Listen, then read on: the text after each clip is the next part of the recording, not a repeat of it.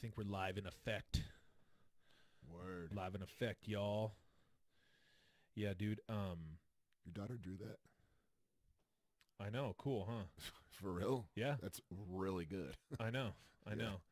They're both. I gotta show you some pictures that my son drew too. They're really like all these. I just get inundated with gifts from my kids. Yeah. And they're like, "Oh, I want to see him on YouTube." I'm like, "Okay, That's awesome. we can do that, no problem." You got to block out the name and put that picture. Yeah, on. it is. Up. I mean, it is. Well, yeah. When we leave, I'll walk you up there and show you some of the pictures. He's got like a portfolio, so it's pretty cool. Nice. But hey, so dude, I was gonna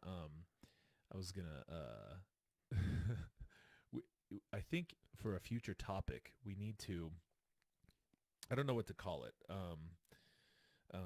We got to get some alliteration in there. But you used a word just a minute ago, bamboozled. I love that word. Yeah, it's great, right? That is one of my favorite words. That is one that I feel like has not got enough mileage on it yet. Yeah, it doesn't get the shine it should. You know, like Yeah. there's other words surely that need to be retired. We've talked about those, but that one is fresh. I know it's old, but it's still fresh. Yeah. And I think we should It's fun to say. Yeah. I think we should bring it back. All right. But so I got a text. Hold on. The challenge is you got to work that word in somehow today. What? Bamboozled into our conversation. Oh, okay. Well, no, I'm saying like we should turn that into a title, a legit title of a lesson for our clients. Gotcha. Okay. Yeah. So think about what the other B or two B's would be, because bamboozled is its own alliteration when you think about it. Bamboozled. Yeah. It's got a Z in there. That's a powerful word right there. But anyway, I got like this I got this text, and it was just a random text. In fact, here, I can read it to you. All right. And I'll show you this picture too. I can show the picture to the folks. Oh wait, no, I deleted it. Dang it! I deleted it. What was it? Maybe I can find it deleted. No, I don't have any deleted messages. Anyway, it said, so it initially looked like just a wrong number, right? It said, "Hey Michael," and I wanted to let you know that it was weird because it sounded kind of close to kind of our topic today, oddly enough. It was like, I think your breakout session was one of the best I've ever attended. But the words that were used were like sus the whole time. Like you could tell. Sus how? Like, okay, so the next one said, "Hey Mike, this is Maria." Oh no, it said no. It says M Maria. So Mike was spelled. So Michael is Michael, right? Yeah. Now Mike, traditionally, how do you think you spell Mike? Mike. Okay, so this was spelled Mich. Okay, so, Okay. and then it said M Maria, A-M Maria, not I am Maria, exclamation A little point. bit of a language barrier problem. And Maria, and it said, what do you, gosh, it was asking like, what do you think about something follow-up. It was basically talking to Michael to get a follow-up, right? And then it sent a picture of a gal. And I mean, like, it seemed like she was way too attractive to be going to a breakout session with Michael. It was my first impression. I don't know Michael and I don't know Maria, but You getting spammed? yeah. So I was like, oh, okay. This is clearly some kid from Nigeria messing with me. Yeah. So I indulged it for a second, and I was like, I just said, well, first I just said, okay, maybe not. Sorry, wrong number. That's all I said. And then you send him your credit card number? Yeah, so I sent it like my Social Security and the last four digits. Naturally. So, and my mother's maiden name. Yeah. But no, it was funny because then it turned into, sorry, wrong number, and then it's like, oh, you're such a polite person, and I said, oh, okay, and it said most people aren't that polite these days, and then it went on to how's your day going, and I was like, okay, let's see where this goes. So I was like, fine, and then it went to like M Maria, I am Maria, yeah. M Maria, I live in LA. Have you ever been to LA? Do you live in LA? And I was like, it's like, nah, I live in Ogden, Utah. I was like, I was in LA recently. And she's like, what'd you think about LA? I was like, it was a real shithole. She saw Making friends or winning friends and influencing yeah, people. Yeah. LOL, sorry you didn't like your stay here. And of course, maybe next time I could show you a good time. Like, oh, here we go, Yeah. and eventually, you can think about the rest. And eventually, I just said, hey, conversation's getting a little creepy, bud. Like, Bud, yeah, you knew it was a dude. yeah. I was like, That wasn't a so girl talking I to told you it was the wrong number, and then it says, oh, sorry, I thought you were a polite person. Anyway, have a good day. And I was like, so that's when I deleted it. But Yeah. I'm just like, think how many dudes, because it wasn't like a glamour shot. It was clearly a picture of a girl who was attractive, like sitting in some little room. You know what I mean? And think of how many of our guys who are just getting a phone for the first time. They haven't had a smartphone ever in their life. They're out of prison. They're in the community. They're lonely. And then they get that text, and they think it's the premise of that grift, it seems like it's plausible. Some girl some angel from LA, texts a guy mistakenly thinking it's Michael, And then it ends up being really friendly and charming. and he just says, sorry, wrong number. And then she says, oh, how polite, it's like the premise of a movie. So I'm like, how and how many of our guys have fallen into that trap and then come to find out it's somebody scamming them for All their money. the time. Right. Amazingly all the time, right? I was just like, as in like the last few days, talking to two different clients of mine. They're seeing it now. They're seeing it now, and they're getting super frustrated doing like online dating and stuff because they say that a lot of times it will start out and like they've noticed a pattern.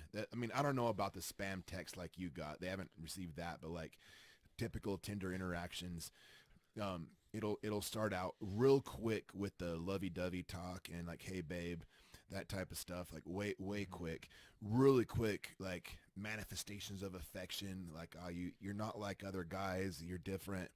And that to me seems obvious at that point, doesn't it? I don't know. To me, yeah. But like my clients that are telling me about this now are telling me, kind of like, check this shit out, like poking fun at it. Yeah. So they're seeing it. So they're aware. They're aware of it. Okay, yeah. good. Yeah, they're aware of it, but a lot aren't. I've unfortunately worked with a lot of dudes that have been burned, that have sunk. Sometimes it's $50. Sometimes it's several $1,000s, and these guys aren't making a lot of money. But it's just this legit desire for connection. This like, oh my God, someone's paying attention to me, and I don't know. I mean, some healthy skepticism's good there, but I was talking to these dudes I was telling you about in the last couple of days, and they're saying that it'll start out with these hey babe, you're not like other guys, I feel like I can talk to you. Yeah. And then it's like, what do you do for a living? Like, oh God, I fell upon hard times, I'm not going to be able to make my car payment. Like, hey, do you think you could spot me this much? I'll pay it back. Yeah. And it starts there, and it's almost like grooming, dude. It will kind of make the dude feel like I'm getting attention. This attractive person's flirting with me. They've made me feel special. Have any of them had any like insight into that like this is what grooming feels like? I don't think they've made that connection. In fact, I just thought of it right now. Oh, that's grooming. Yeah.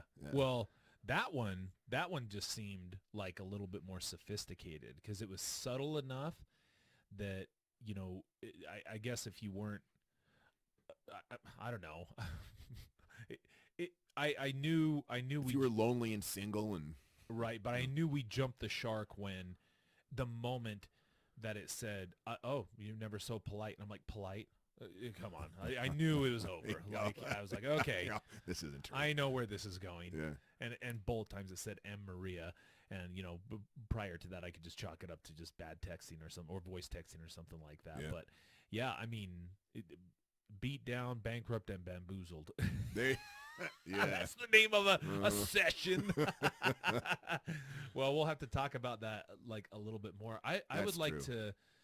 to. I don't know if there's any research on it. Oh, I know there's research on like some of those scams. There's a whole MTV show for it, dude. Well, There's your sure, research. sure. But I mean, like, I'm talking about specifically targeted because it feels like at times it would be easy to target sex offenders Yes. because I mean, you can just search for them on the registry. Like I had one guy, one of my clients, I'll tell you this and we can kind of move on to topic, but it appeared like they sought him out through the registry, right? They looked him up on the registry. And what had ended up happening was he had met a girl, or what he believed to be a girl online, and they were exchanging photos, and they were like, this was a legit girl, like, but she was in on it, right? And then so they exchanged photos, and of course eventually sent a picture of his dick, whatever. And then her dad, quote unquote, got on there and said, don't you know my daughter is 16, which I thought that was a sus age anyway. You know what I mean? Where this is going. Like, I was like, 16's, I mean, in our field, a little on the older side. Yeah. I mean, 13's the sting age. Right. Sad as that is to say. So what I think this was probably like maybe a boyfriend and a girlfriend, and she, I don't know, like he had showed me like a picture of her. She did not look young at all, like mid-30s is what I was like, damn, that is a beat up 16-year-old. Yeah. But mid-30s, and I think that basically what they were saying was if you don't, they're just bluffing. They were like, if you don't send us X amount of dollars, Right. then we're going to tell your PO. And I think he just told him, tell my PO, and nothing came from it. That was the end of it. But, I mean. Sunlight's the best disinfectant. What about the IRS scams? Yeah, dudes get hit by those. Yeah, but I mean, everybody gets hit. Everybody gets hit by those. I feel like bad for old people. Oh, Ethel, we need to pay this. Dude, Ethel. It's like the oldest name on planet Earth. Yeah. There's like, who's the actress, that singer, Ethel Merman? That is the oldest name That's of an all old time. sounding name. Ethel Merman. Yeah, I always love doing that. Like it's hilarious. When I just can't remember like students' names, I'll be like, hold on, let me guess, and I'll say Ruth. It's way off. But then I love to see their reaction. I was like, ugh. I'm like, what? Poor Ruth. Yeah. Like, I say Ruth, and you have a picture in your head about That's what's happening. Like, Yeah, that's what's happening. I was like, I've known some attractive Ruths in my life. Yeah. Chill. It's okay. Jeez. When I think of Ethel, in my head, I see black and white photo. Yeah. I can't even picture color. Yeah. Some woman. That's funny. Yeah. Well, I guess we're going to be talking about our ATSA extravaganza, right? Yeah. Yeah, they changed their name though, dude. Yeah. What is it now? It's they told us they changed it while they were in there. Let's see. Man, you would think it'd be easier to pay attention here. Actually, here, let's just look at their landing site here. Geez, don't you think they should just have it on their? I don't know what you're looking for, homie. Me neither, dude. Yeah. Me neither. Let's go home. What here. is ATSA, Mace? Yeah, what is ATSA? What is So let's ATSA? give some listeners some context here. The This is how it changed. The Association for the Treatment and Prevention of Sexual Abuse. Wow, they're throwing a P in there. Yeah, I thought it. ATPA. Yeah. ATSA. Yeah. I think it was before the Association for the Treatment. Looks like they're still keeping the acronym though. Yeah. Mm. Well, apparently, man, I've seen some crazy acronyms too. Our Like, field sucks. Our field's rife with those. Man. dude, and they, yeah, for sure. And it gets like, some of them don't, like, you're doing the letter that's like in the middle of the word. I'm like, that doesn't That's count. not how you do Like, it. Yeah, that's that's how you do an acronym. And why does it always need to say something like, I don't know, like it can, You and I are guilty of that though. Think of all the shit we did with like Triple S and the 7 habits of highly effective clinicians or something. we didn't do the 7 half. Don't sue us. Yeah. Franklin Covey. Yeah, come on, Covey. Come on. Don't do it, Covey. Come on, cuz. Hey, what's up, cuz? What's up, cuz? Oh man. Yeah. No, yeah. No, that was, um, yeah, what did, that was, we did 7 because it was triple S. So we had to have Yeah. 7, 7, and 7. Yeah. And we had, We yeah. just decided that it doesn't stand for anything. Yeah. We're just, Like, people are like, what does Triple S stand for? Like, just looks cool. yeah, yeah, it's a That's cool it. looking logo. Yeah. Yeah, that's about it. So I don't know. Overall, what do you think about the conference? So we went to their annual conference. Yeah, explain what it is. Yeah, well, hey, let's What is ATSA besides an acronym? That's what you need to explain first. You're gonna bring me back to this? Yeah, got lost on that webpage. Yeah, it took my breath away. Literally took my breath away. I'll read it. Okay. The Association for the Treatment and Prevention of Sexual Abuse is an international, multidisciplinary organization dedicated to making society safer by preventing sexual abuse. And it says ATSA promotes sound research, effective evidence-based practice, informed public policy, and collaborative community strategies that lead to the effective assessment, treatment, and management of individuals who have sexually abused or are at risk to abuse. So it's a conference. Holla. It's a conference. They have presenters from around the world that have done research or have something to say of value, and people like us go and learn the ropes. Pick up CEUs. Learn the ropes of sex treatment. Pick up steam. Yeah. Yeah. Here's their look at that. Live in LA. Live and die. 41st annual. Okay. Yeah. No, that was so yeah, here's what I've kind of come to learn about conferences. And I if you're a professional or student or whoever's coming and learning about this stuff, I think you have to know the function of conferences, right? Like when when you go to these conferences, you basically have two different types of talks that you're going to receive. You're going to receive kind of like keynote speakers, and then you can go to like they always have weird names for them too. You'll see in this brochure. Yeah. Plenary. Planetary. Yeah. Intergalactic. Yeah, it was funny. I had to do a presentation for the university, and it was asking. I can't even remember. Was it a symposium? And I was like, I had to like call up the dean. I'm like, hey, I'm a little embarrassed here. I don't know what a symposium is. And he's all, it's just a presentation. I was like, well, we can just stick with that. I mean, I don't. Isn't that where we played basketball in high school? It's like the auditorium. Yeah. Yeah. Gymnasium. So, well, I mean, so anyway, there's like keynote speakers and then there's breakout sessions, right? Yeah, that's right. And keynote speakers, what I'd say is, okay, if you're what you ought to be looking for, this is certainly going to be hopefully something provocative, something to kind of spark your interests, but it's nothing that I think at times it's going to expose you to potential research that maybe the keynote speaker has done that is going to give you some follow-up. A lot of this, it was kind of a mixture. I thought we had 2 keynote speakers, which were much more about like awareness building and then just kind of bringing your attention to things, maybe motivating you, giving you some inspiration towards certain things. That sounds about right. And then 2 keynote speakers that were a little bit more focused on research-oriented things and maybe exposing you to those for some potential follow-up. That's fair. And then the breakout sessions, I think those allow you to you typically get like an hour and a half, I think is the presentation time. And it just has people who are, a lot of people who are in practice and or researchers who are bringing attention to some of the things that they're doing that may be new and on the come up, or, something that you might be interested in, and then seeking out further information from them to maybe apply to your own practices.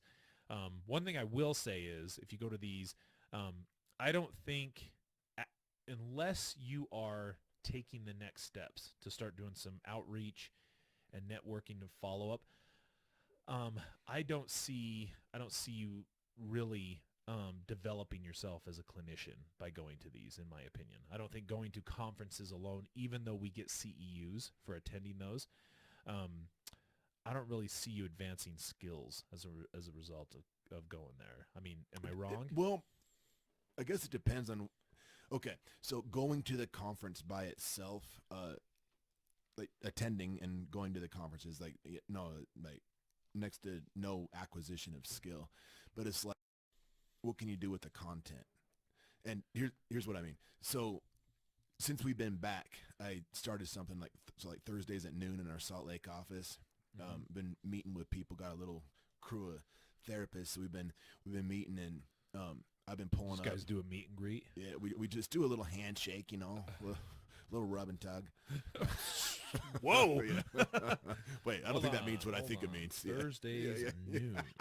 yeah, yeah. Let me pencil Yeah. that in. Yeah. No, well right now I'm kind of doing modules. So well, maybe I'll get into the specifics later. Just to answer your question across the board, I'm taking some of what we learned and I'm trying to make it apply.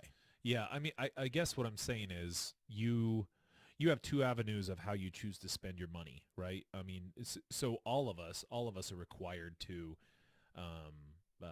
get continuing education units, right? Yeah. And for us in particular, like we have to get one specific for our field, which I think is worthwhile. But then in addition to that, like, so you got to think about like, okay, I'm spending money on this anyway. How am I going to spend that money? Now, what I'll say is if you go to conferences only and if you're just thinking that you're going to absorb information Hell no. through osmosis and then somehow you're going to start applying that to your practice, I think you're wrong. Right. I don't think that's going to happen. Because I've been to keynotes and I've been kind of shitty about it in the past because I've kind of said conferences I don't think are very I don't think they're very cost effective in my opinion. And we just in terms of skill acquisition. Yeah, because I don't think you are, what can you, so like I'll give you an example. I went to Fall Conference one time, and Fall Conference is a big substance use conference that's down in southern Utah. Okay, it's probably the biggest substance use conference in our state. And the gal, so there's a movie called, I think it was called Criminal Minds, or no, Freedom Riders, Freedom Riders, and Hilary Swank was the actress that was in that, right? And the real life person who Hilary Swank portrayed was there. The real Freedom Rider lady. I don't know who it was. Right. Or maybe it was just Hilary Swank playing her in real life. At the company. Yeah. She's that good of an actor. Damn, that's talent. Yeah. So she was talking and she was just talking about the experience and how all that came about and everything. And I'm looking around me and like, I mean, she's a good speaker, obviously charismatic. I mean, they wouldn't have made a movie after her unless it happened, but I'm looking around, people are crying, just talking about bravery and shit. I don't know. And then I kind of, I got back and I was like, what'd you think? And I was like, that's all right. And then they were, oh my, I just feel so, I'm like, well, what are you going to do? What are you going to do with any of that? How can you apply that to you? Like, what did it do to help you advance your career? Now that's me being a jerk, right? Because I'm being a dick. Naturally. I know. But I'm just, and I was, and I, maybe it was, I just was trying to get my point across that, well, unless you're attending like a training, that you didn't get much in the way of skill acquisition. There's nothing that right. old gal said that you can apply to practice on Monday when you come back to work. You know what I mean? And that's where I kind of had beef with some of the conferences. But I don't think they're useless after having attended this conference. I think I think the benefit is kind of like what I said, exposure to certain things with the intention of following up on some of those things to then further advance your skills and practice and career. That's a big piece of how you kind of sold me on when you first introduced the CBISO idea before we even went to Cincinnati, is because you had some comments about process groups and how you can attend a process group and it can be powerful and moving, and there's like there can be like some emotional exchange, and at the end of it people feel uplifted and happy, but like what was actually gained in terms of like applicability and skill acquisition, and what do you actually do with it? Okay, there was maybe some level of connection with people in the group, some interpersonal shit, but like as far as take home risk prevention, process groups are a little short on that, and that since we've converted over doing the psychoeducational aspect, that's where our clients actually get some tools to use. And shit, as a therapist, that's where I've learned more ways to effectively like rattle off a whole series of different skills and tools to throw to clients. Right. No, and I think too, like that's super crucial for. It's funny because like super crucial for our clients' advancement, but not only that, like as a clinician, um, one of the things that you should be interested in is not necessarily. I think it's foolish as a clinician to only look at the numbers on your paycheck as as a metric of the value of where you work. Like the value of where you work should also be defined by a few other things.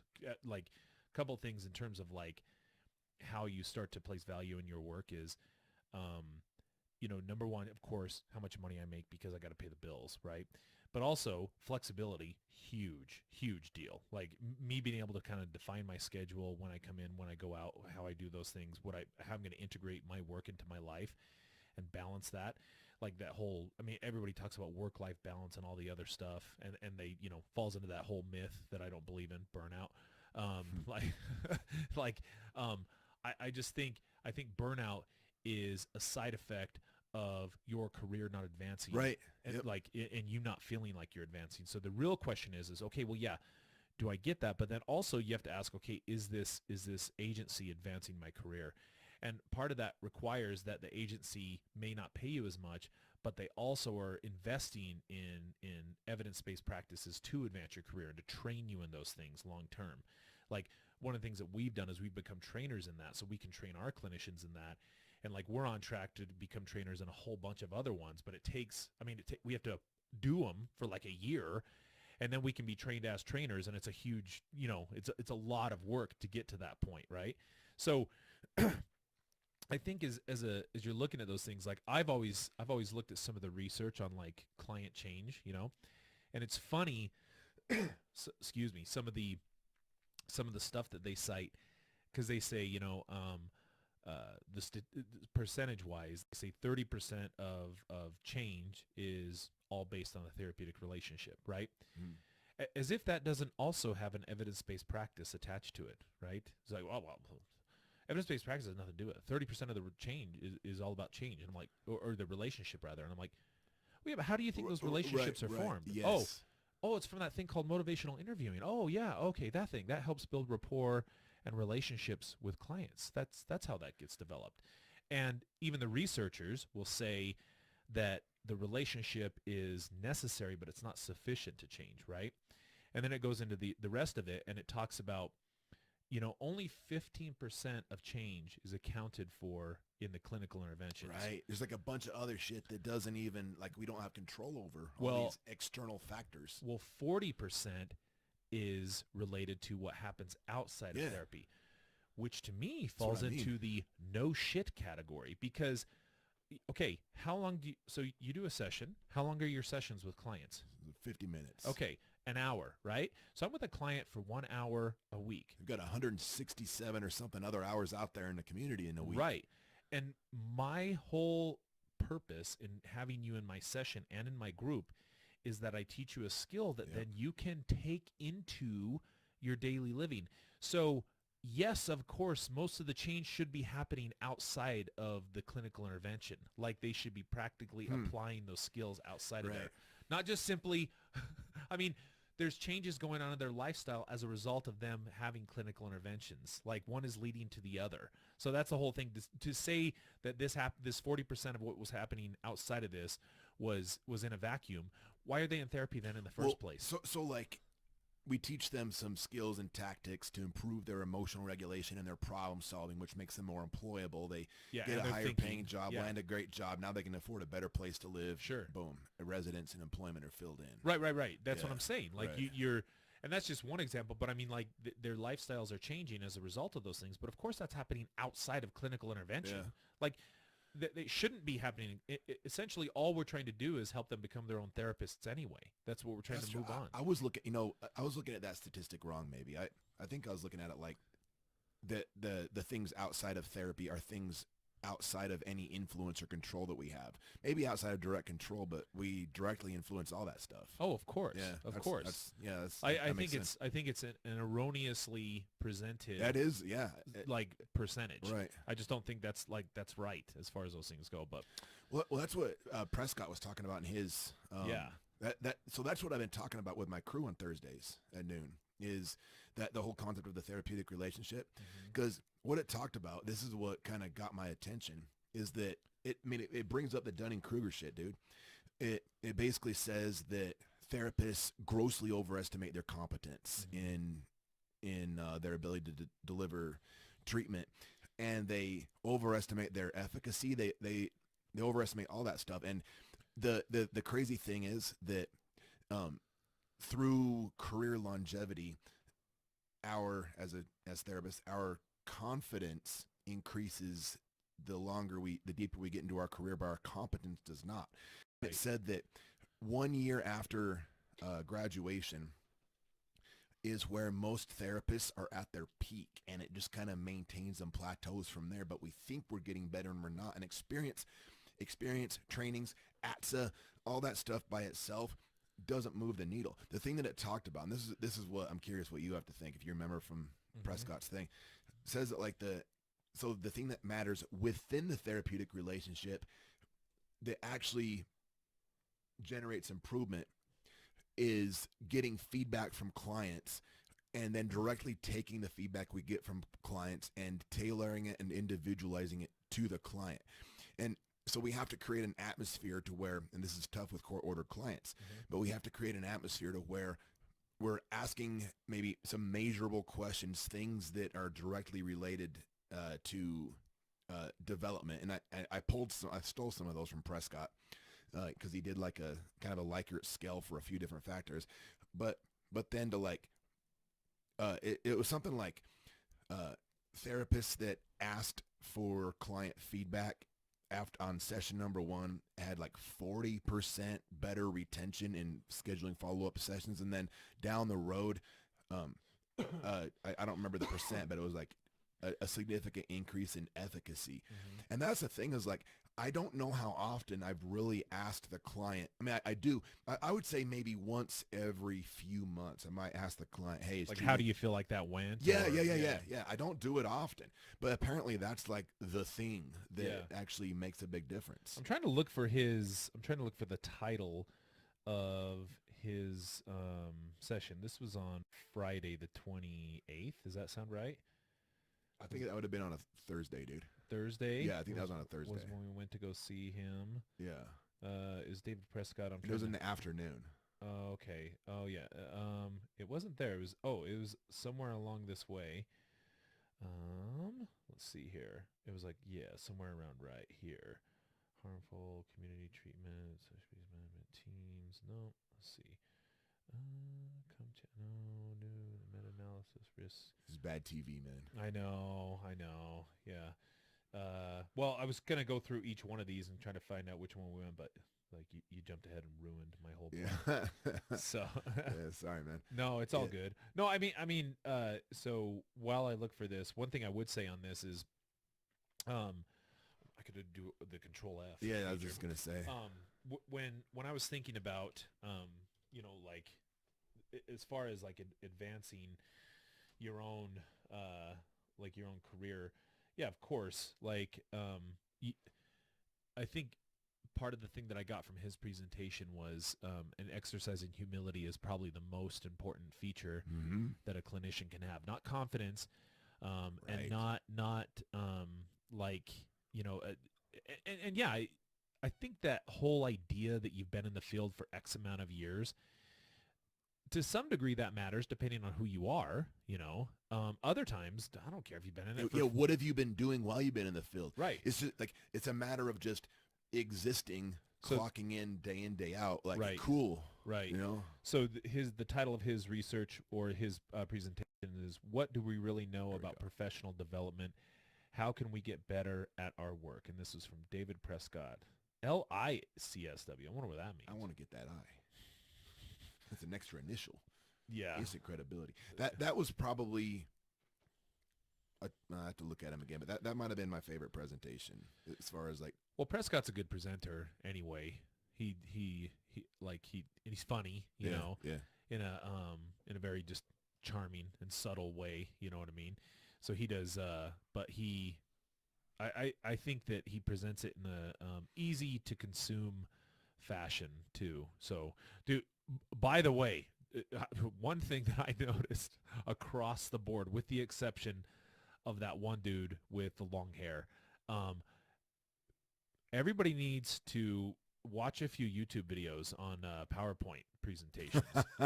Because, dude, those were the worst things I've ever seen. Like, I mean, like, I was like, damn, these are I can't horrible. talk. I can't talk. I'm not the PowerPoint king myself, but yeah, I felt at home. Yeah. I'm just saying, like, if you're going to use visual aids, you know, which is fine, you know, I think it keeps everybody on track, gives them something. I'm a visual learner. I don't even know what that means. I don't know what. So is everybody, Yeah. dude. I'm I love visual. I'm like, wait, what? I remember somebody told me that one time, and they're like, because I gave step-by-step instructions on something, and they're like, can we turn this into a flow chart? I'm more of a visual learner. I'm like, get out of my class. so then it wasn't a class. This was a clinician that I was supervising. So then I did turn it into a flow chart, and the flow chart was super confusing. You know, they had like, and they're like, well, I mean, blah, blah. I'm like, oh my gosh, like it's just learn. Yeah, I love. Just get this it literally information says in your head. step 1, Yeah. step Yeah, 2, yeah. step like that. I mean, it's Legos. Yeah. But no, I agree. So how do you feel like those groups have been going so far? From my perception, because my ego gets to be in play really well. A couple of so you're doing it right now. Yeah. You're doing it right now. You're saying how good you are, and you're not even that good. Basically. Yeah. That's one of the things I acknowledged. I was like, I'm probably guilty of this. I probably suck at this, but well, here's what I did. So I'm putting my money where my mouth is. Yeah. I pulled the surveys that Prescott put in his PowerPoints, the client surveys, and I've handed those out to like 5 or 6 of my clients. Yeah. And I haven't received them back yet, but I had to kind of prep them. I was like, look, say whatever you want, 100%. It won't be held over your head. Roast me. Yeah. Say whatever you want. And so we'll see what happens. When did you give them to him? This last week. Oh, okay. So yeah, I should start getting them this next week. So get ready. Yeah. Yeah. But what I'm hoping is that the other clinicians that are attending this thing I'm doing will take the lead and do that themselves. I want to see what it's like for a therapist to make themselves uncomfortable by giving their client like carte blanche authority to roast them if necessary, or compliment them. We don't just need clients to blow smoke up our ass, though. I want to actually know. And some of the questions that he asks, it makes it easy, I think, for the client to like conceptualize what they want to say about the way treatment's going. Yeah. And dude, I like, well, you know how I think about my groups. I take a very humble approach to them. Well, no, like, so I am confident that I run a good group, right? And so this last week, as part of our grant, we were running CBI, is cognitive behavioral, the core adult program, right? And we had to do we had to run a group, and I think it was like dealing with anxiety and stress and anxiety or something like that. I think that's what we were doing. I can't remember.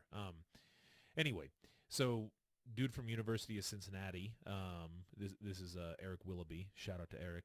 He came and observed us, right, and gave us feedback. And I mean, he wrote like 5 pages of feedback on this too. And so I'm running a group, and afterwards, I'm like thinking, I nailed that. Like, nailed it. Okay. And one of the things that they had noticed too was like one of the captains from the jail sat in on the group.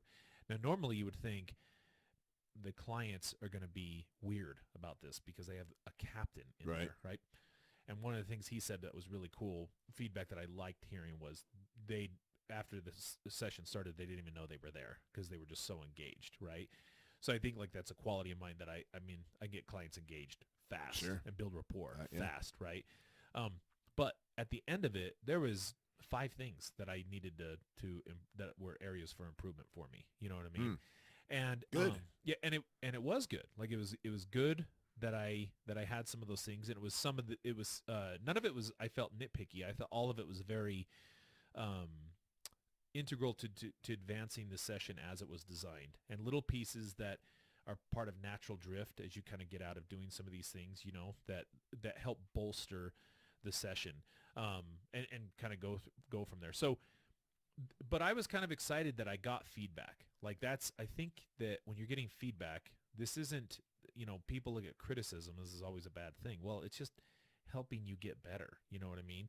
Like if you look at it in that way, this is going to advance my career versus this is an indictment on you and your skills as a therapist and as a person and as a human being, Right. you know, and like that's where it becomes a problem. So compared to conferences, one thing I would encourage clinicians to seek out is get trainings rather than conferences. I mean, if you want bang for your buck, Right. trainings that are, but there has to be very specific guidelines to that. Not just a training, but training that has skills-based practice and feedback in the training, okay? And then like ongoing coaching and fidelity after that training. That is crucial. Is that something that you can search? Like, is that like, I mean, CBI meets that mark, but like, Yeah. Well, so I wouldn't even like, where else would you find that besides CBI? well, yeah, I think as you're looking at the trainings, it'll tell you whether or not you have ongoing coaching and fidelity associated with that. So like some of the times, yeah, so we're talking about CBI. This is University of Cincinnati Corrections Institute. They often will have their you know, training extravaganzas. I can't remember what they call them. They don't call them that, but that sounds way better. So any of those you go to, you're going to get, I mean, that's excellent use of your money. Agency funds, that's an excellent use of that, right? I do think, though, that if you're looking into a training like Department of Human Services here locally, Utah Department of Human Services will sponsor certain trainings, okay?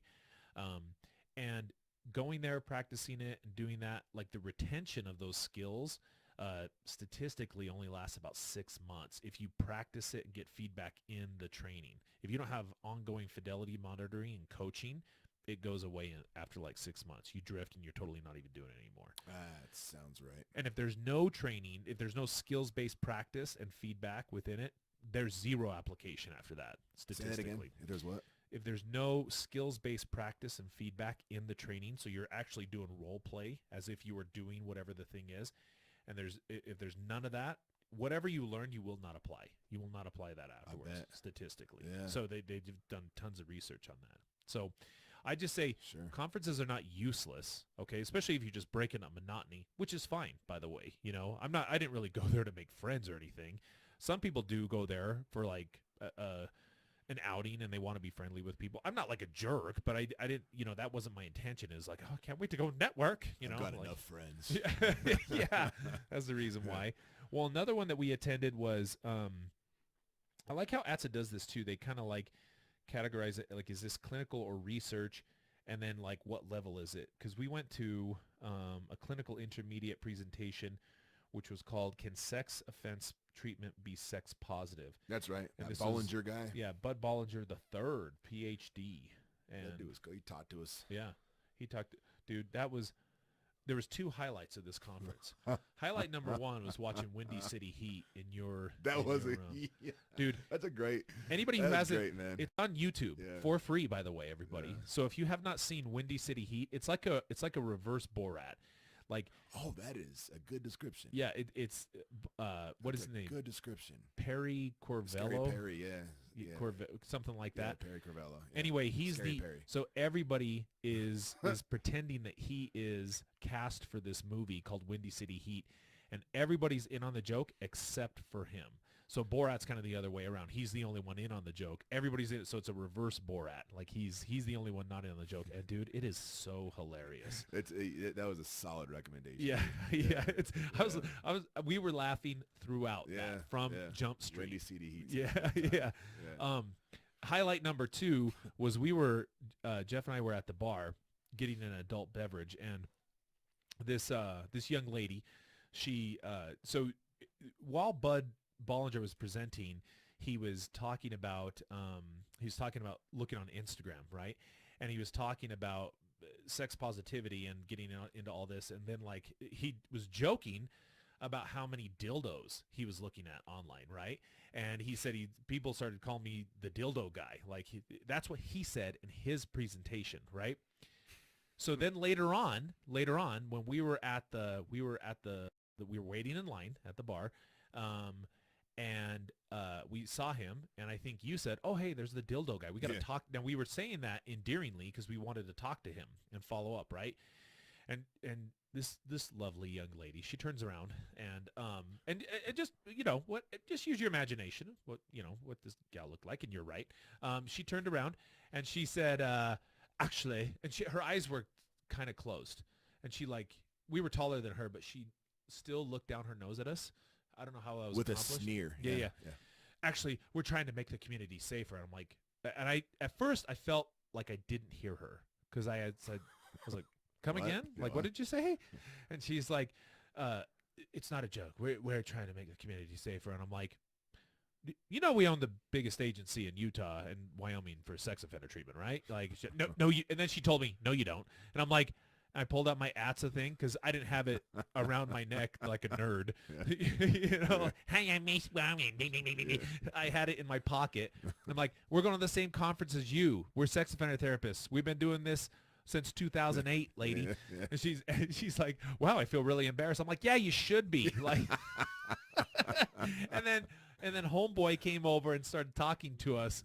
And then, like, her friend was right there, and I'm like, oh, dude, you have to feel so dumb right now. Like, you have to feel so dumb. I can feel her cringe. Yeah. But that guy, I thought he did a pretty good job. One thing that I kind of appreciated, and I thought about this for a while, was, like, trying to, I don't know, project what we believe to be, like, sexually moral or normative, onto clients. I don't know how helpful that is. And I don't know, I liked that he was kind of challenging what we consider to be deviant. I mean, deviant in my mind, I think, is a really short list.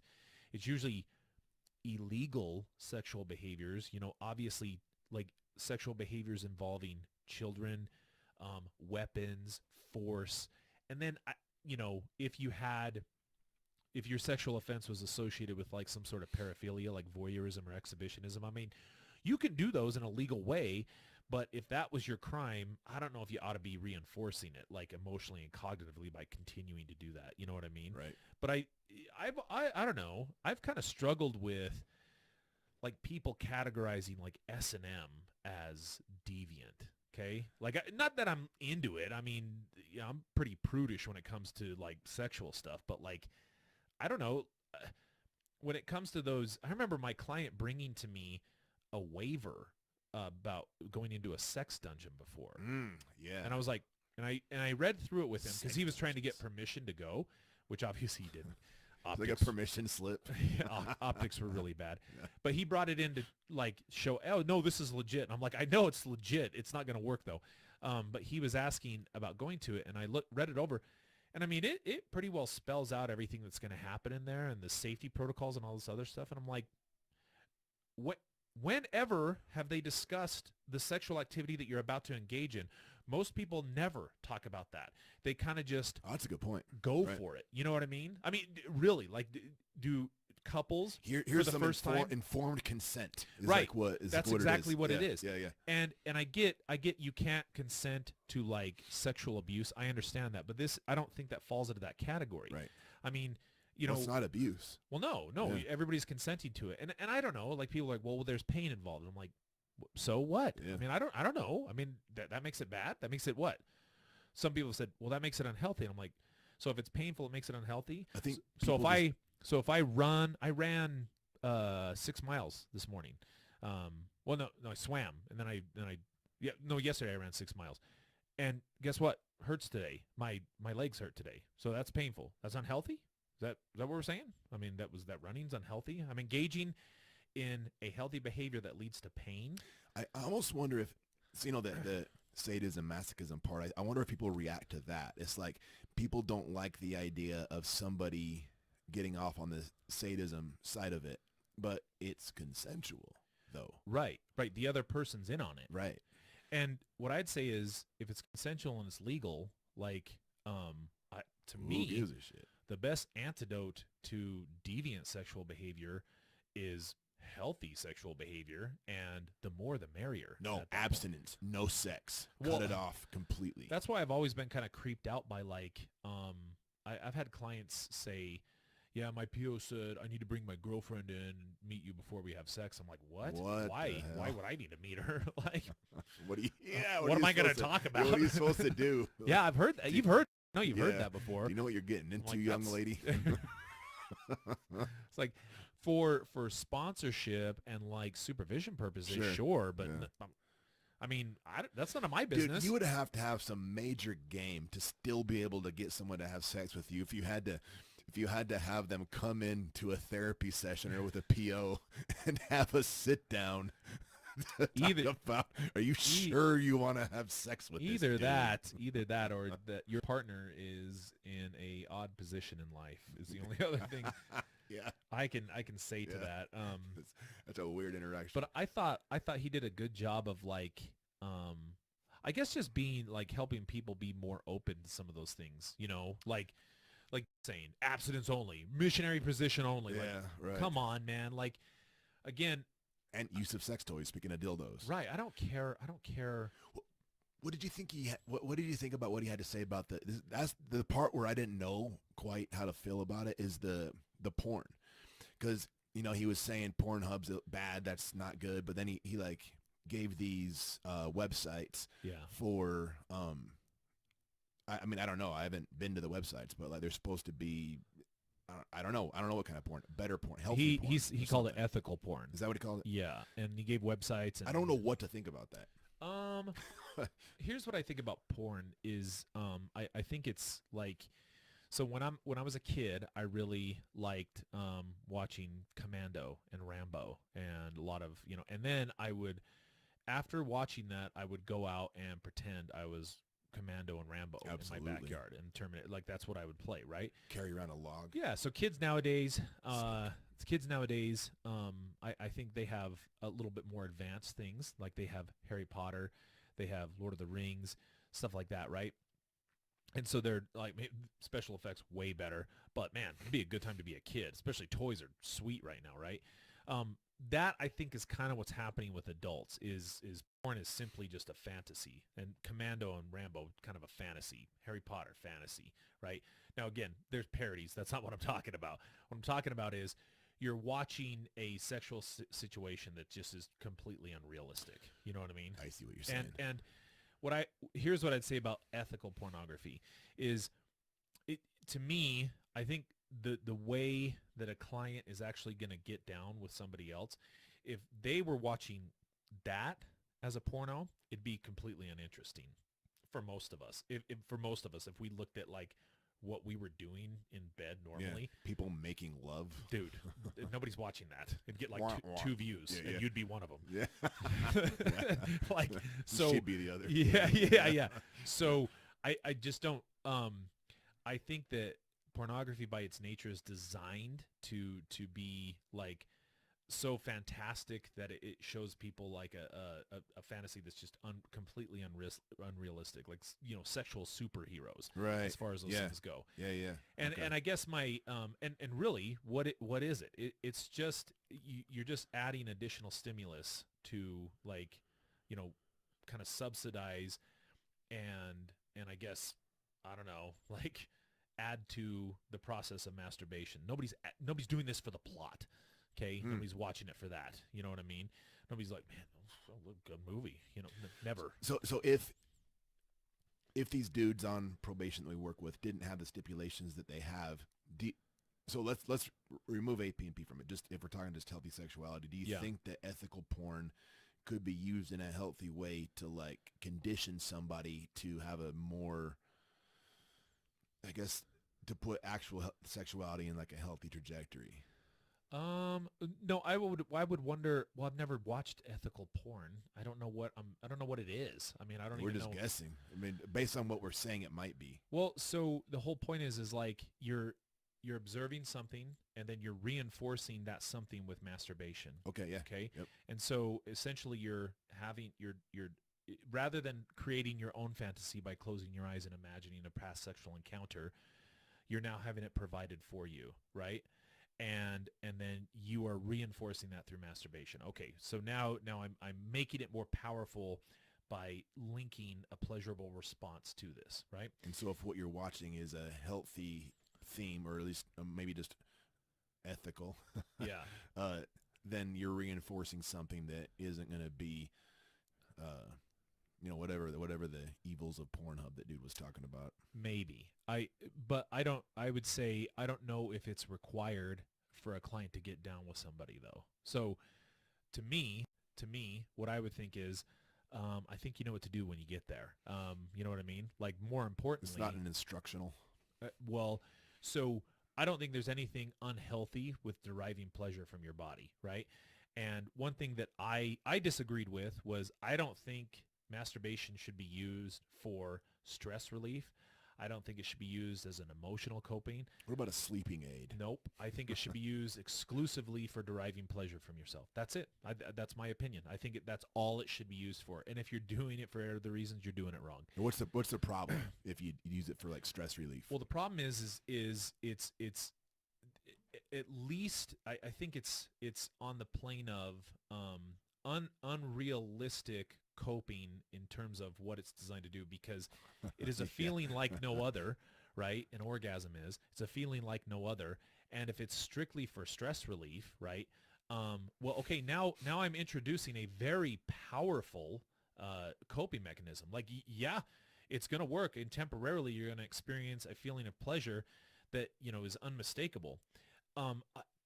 I don't know if you've actually solved the problem that led to the stress in the first place, right? Sure. So if I'm stressed out because of something, like let's say I get a notice in the mail that says, "Hey, in 30 days we're turning your lights off if you don't you're past due." You start furiously And masturbating. I have a panic attack about it, but then or I'm stressed out about it, and then I take an Ativan or something, and then I calm right down. Okay, now I'm calm. Okay. I was like, okay, did that Ativan pay the bill? Sure didn't. Well, and look, I don't think there's anything wrong with experiencing some worry and stress related to that bill. So yeah, if I'm like, fuck, I'm stressed out, and then I start, masturbating to relieve With myself. the bill in one hand, your junk in the other. Yeah. Just, Weird. But yeah, see what I'm saying? Like I don't know what you're really accomplishing there. And then no matter what, you're reinforcing a fantasy with a person that you're never going to meet and you're never going to have sexual Sure. encounters with. So Yeah. I think more so is to, start developing your own sexual fantasies that you don't need. If you're going to masturbate, fine, do whatever you want. But like, I think building relationships and getting to the point where I can engage in a meaningful relationship that's eventually going to become intimate, to me, that seems like a much more functional approach to teaching a client good skills. That's great. Yeah, Yep. but I don't know. Use of porn, yeah, like I agree. It's a little controversial part right there, but and then we attended one. What was Where's that legal one that Yeah. I mean, not a ton to say on that, other than that the attorney work product aspect of it is Yeah. that eases my anxiety quite a bit about doing risk assessments with someone that hasn't been convicted. That was really good for if you did not know much about like the legal side of these things in terms of, it was called Legal Aspects and Clinical Assessment and Treatment. And this was Moss Aubrey, PhD, Lori Kepris, PhD, and Shoshana Must, PhD. Shoshana. Yeah. These were just issues working with attorneys. These I thought they were really, that was a really good session. I liked it. Yeah, they did a good job. It's always weird when one person has a microphone and the other ones don't, though. It's always like, what am I That one, I think it was the Kepros lady. She didn't need a mic. Nah, She just put it out gold- there. yeah, and golden. She went for it. Yeah. The other one was, this was we got to one that was kind of a lull. We looked at everything and we didn't really have anything to attend. So we attended one. I thought it was okay. If you remember it, this was, what was it? it was incorporating touch. Oh yeah, right. That was probably the most fun I had in the training is Touch is, says touch is not evil. mint chip. Integrating touch into treatment. And this is Kristen Santiago and Annette Birgensen. So, yeah, she's from somewhere in Europe, Yeah. Netherlands or something. Holland. Yeah. This was for juveniles though, is what they were kind of, and it was like, which makes sense. I think when you know if you've ever worked juvenile corrections, boundaries is a huge issue, right? And Yeah. not touching each other, which okay makes sense, but at the same time, like people are gonna touch each other. You know what I mean? Touch is a very normal part of this, and then it's a lot of like what not to do without any what to do. And so I think that they were saying, well, yeah, you should be incorporating some aspects of touch into the program in a controlled way, such that. But yeah, there was. It was fun. That was fun because so Jeff is referring to, there was a part where they were just having these like, exercises that we were doing. One of them, they stood up and everybody had to say their favorite ice cream. And Jeff was like some crazy old lady screaming at the moon because he had his favorite ice cream is mint chip. I found some people like me. I was happy. I was like, dude, nobody likes that or wants that. Yeah. That was super funny. Yeah. I was kind of bummed when they asked like favorite place to vacation and nobody else liked Disney. You guys are You got to explain yourself. lame-os, dude. No, I don't have to explain myself. Disney's you owe it to the Gorilla Social. It is called the most magical place on earth. But you would go there without kids even. Of course. See, that's the part you need to explain. Okay, no. I don't need to explain it. I don't need to explain anything. You should. Okay. You ought to. You ought to. You don't need to. So the other ones, beaches were a big one, right? Okay. Now, let me just ask you, what can you do at a beach? Lay there. Okay. What about me says lay there? Anything you know about me?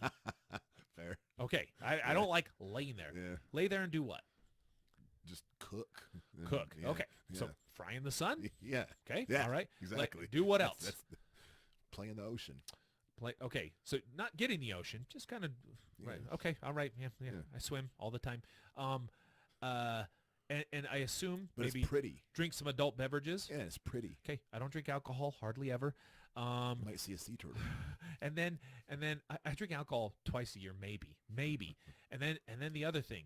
So two things I don't like doing: laying and sand. I hate sand. And I love how it gets everywhere, and it gets back in your hotel room. It gets in your shoes, and you cannot. It's like glitter. It's inescapable. So that's that. And I'm like, okay, cool. So I mean, it's hot. It's hot and miserable, and I'm constantly trying to find shade. So I go somewhere and then try to build things around it to stop it from hurting me.